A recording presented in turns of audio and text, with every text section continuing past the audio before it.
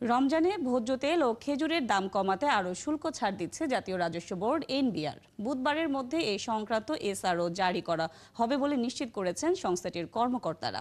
তারা জানান, বর্তমানে খেজুর আমদানিতে শুল্ক প্রায় 64%। এর মধ্যে কাস্টমস ডিউটি, অগ্রিম কর, অগ্রিম আয়কর ও মূল্য সংযোজন কর অন্তর্ভুক্ত আছে।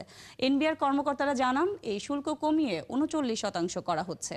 এছাড়া ভোজ্য তেলের আমদানি পর্যায়ে ভ্যাট 10% থেকে কমিয়ে 5% করা হচ্ছে। এর মধ্যে স্থানীয় পর্যায়ে ভোজ্য তেলের পরিশোধন ও বিক্রির উপর থেকে সমস্ত ভ্যাট প্রত্যাহার করে এনবিআর।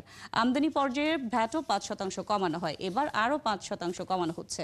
সম্প্রতি নিত্যপণ্যের দাম নিয়ন্ত্রণে শুল্ক কমানোর সুপারিশ করে বাণিজ্য মন্ত্রণালয়ের ট্যারিফ কমিশন। বাজার নিয়ন্ত্রণে নানা উদ্যোগ নেওয়ার কথা জানায় অর্থ মন্ত্রণালয়। এসবের প্রেক্ষিতে ভোজ্য তেল ও খেজুর আমদানিতে শুল্ক ছাড় দেওয়ার কাজ করছে এনবিআর।